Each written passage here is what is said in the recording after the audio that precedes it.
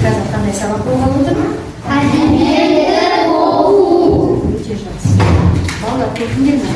Бүгінгі әдебиетті оқу сабағымыз ерекше сабақ болғалы отыр, иә? Біздің сыныбымызда көптеген ұстаздар қатысып отыр. Сондықтан сіздерге айтарым балалар, белгілі сұрақтар мен тапсырмалардың кітабында нақты да жауап беруге тырысыңдар. Жарай ма? Иә. Олай болса балалар, барлығымыз шаттық ішінде тұрайықшы. Қараймыз, бір-бірімізге күлеміз, күлімдейміз, көңілімізді көтереміз. Отырамыз? Ал олай болса, өлең таппамыз айтайық. Жалғауды білмейміз, жалғаулықты сүймейміз. Біз сағанды жасылан, үлгі алын жақсыдан. Тамаша балалар. Олай болса балалар, есімдегі қазір есімдерімді атау арқылы топқа бөлемін, иә? Қазір мен аттарымды айтамын. Неге көрдіңдер ме балалар? Есімдерді топқа бөліп қойдым. Топ жетекшісі таныстыра қойып өзіңді. Мен Бисерғали Кәусар. Жақсы. Нүкте қызы. Білім тобы. Мен білім тобының жетекшісімін. Үшкен Диас Бақытжан ұлы. Жақсы. Мен ақыл тобының жетекшісімін. Қалиямзар Ержанұлы. Тамаша. Жақсы балалар. Енді біз сабақ бастамастан бұрын балалар, біз ережені есімізге түсіріп алайық. Қандай ережелерді білуші едік? Яғни Әдібай Табылдының Аман мен телефонын оқып келу және Ертай Ашықбаевты ғаламтор туралы өлеңін оқып келу. Өте тамаша. Оқып келу. Ал енді балалар оқып келген кезде енді есімдерге мынандай сұрақ қояйын тағы да. Аман мен телефон мәтініндегі кейіпкерлерді атайықшы. Кімдер қатысқан? Бір оқушы айтамын болса. Аман мен телефон деген мәтінде Асан, Аман, Ақай және Анар анасы қатысқан. Өте тамаша. Ал енді балалар отыра ма? Жақсы. Балалар жауап берген оқушы не істейміз? Бұл соңғы арқылы бағалап қояды. Ал екі мәтіннің ұқсастығы бар ма? Ғаламтор мен Аман мен телефон. Әзиз? Ғаламтор мен Аман мен телефонның екеуінде де айырмашылықтары бар. Ұқсастықтар да бар. Қалай? Қалай екен? Өйткені бұл жерде біреуінде ғаламтор, біреуінде ұялы телефон. Иә, ұялы телефон қолданған балалар. Екіншісі пешке телефон ғаламторға кірген. Жақсы, оған қазір тоқталамыз. Балалар, сендер кешеде оқыдық, үйде де оқып бердіңдер, иә? Енді балалар мәселені сұрақ қойып берді. Мәтіндерден өзіңе қандай сабақ алдыңдар? Оқып отырып, қандай ой түйдіңдер? Келе жақтарын алдыңдар ма? Басқанышы, Диас айтып.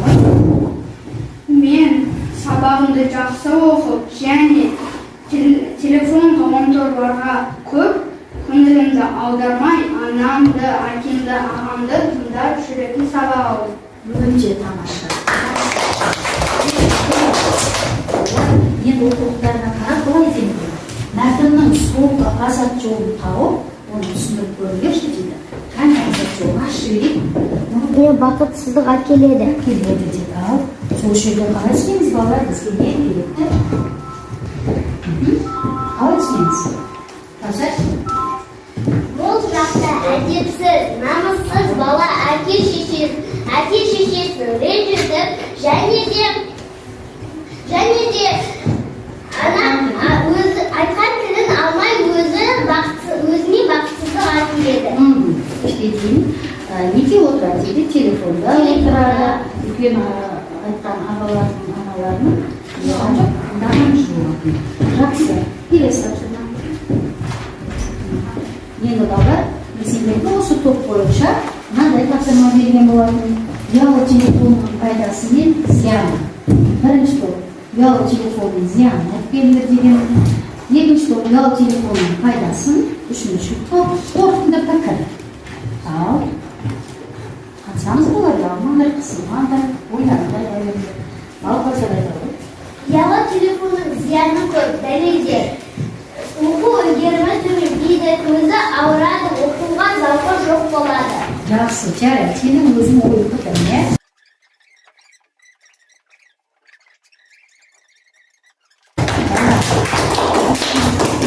Балалар енді мен сендерге айтамын. Барлықтарыңдар жазып келдіңдер, иә? Топ жетекшілер жазып келген пікірлер бар ма екен? Дәптерді тексеріңдерші.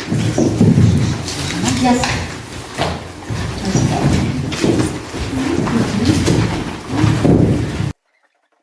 Осылай оның әр нәрсенің өзінің сақтану ережесі бар.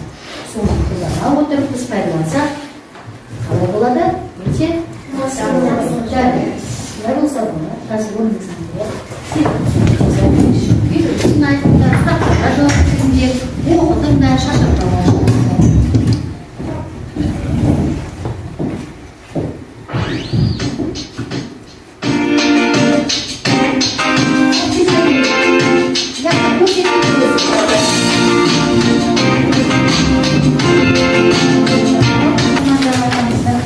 білім деген өзіміз емес. Ең бірінші сендерге мен қазір бағым ақыл туралы мәлімет беріп отырмын. Фариза Оңғарсынқызы бала Оңғарсынова 1939 жылы 25 желтоқсанда қазіргі Атырау облысы Мағаш ауылында туған.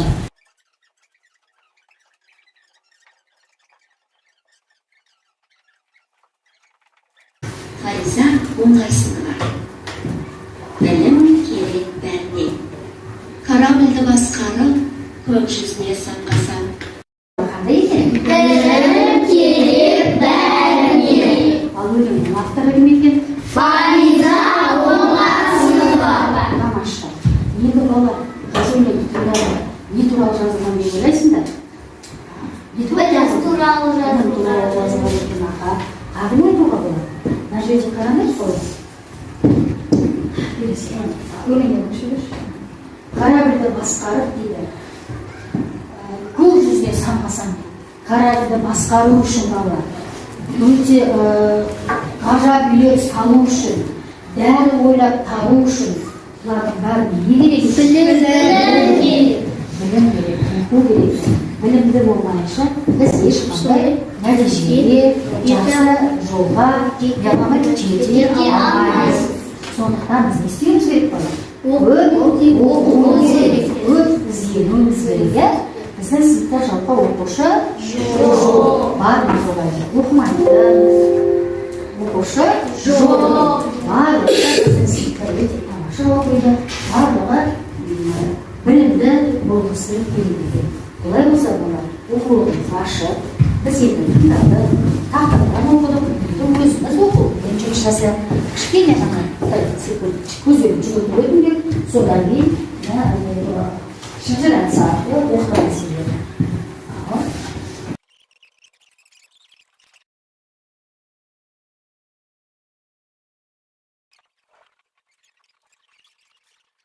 Оқып жібер.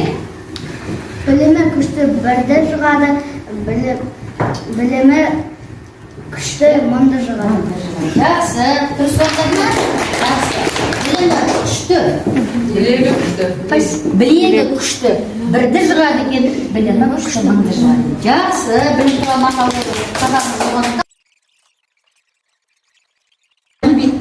Өте Иманжан атамыздың білім деген өлеңін оқыдық. Қандай өлең тыңдадық дедік қазір? Динала?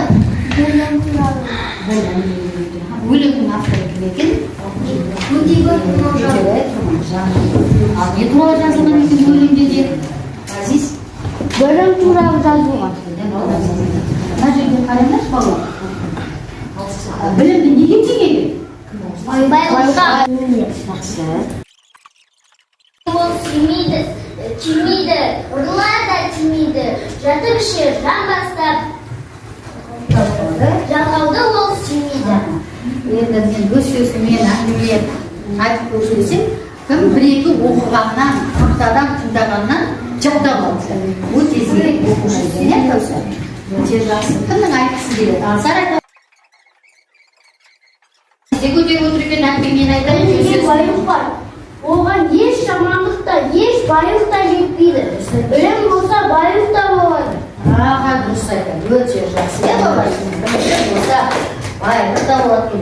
оқта болады екен. Біздің жасаған тірлігіміз, жұмысымыздың барлығы алға басып, нәтижелі болады. Сондықтан сендерге айтарым балалар, жалқау болмау керек. Күнде берген тапсырманы күнде оқып жүру керек екен. Жарайды. Бұлай болса балалар сендерге қазір тағы да бір тапсырма беріп керек отыр. Тапсырманы мен сендерге беремін. Жарық және қарапы дегенмін. Білім деген сөз, неше жақсы сөздер жазылған, соны қазір біз тиісті бағанға жарық пен қарапы сөзін былай топтастырған екен. Келе ғой, нұқтасы мені дейін, қолым шығар қалтады. Кәне айтып кел бізге. Білім, Қандай? жарыққа, Бір сөзден оқыңдаршы. жарыққа, білім жатыр. Білім. Жақынданды. Фариза Оңғарсынованың білім керек бәріне деген өлеңін өттік. Жарайды, жақсы. Білім керек бәріне өлеңінің авторы кім екен? Арсен. Айында қонар. Оңғарсынова дейді. Жақсылап кітаппен тағы не аламыз. Дұрыс. Ал білім өлеңінің ше авторы кім екен? Нұрасыл. Білім өлеңінің авторы өте байтұрман. Неге тапсырма беріп алайын?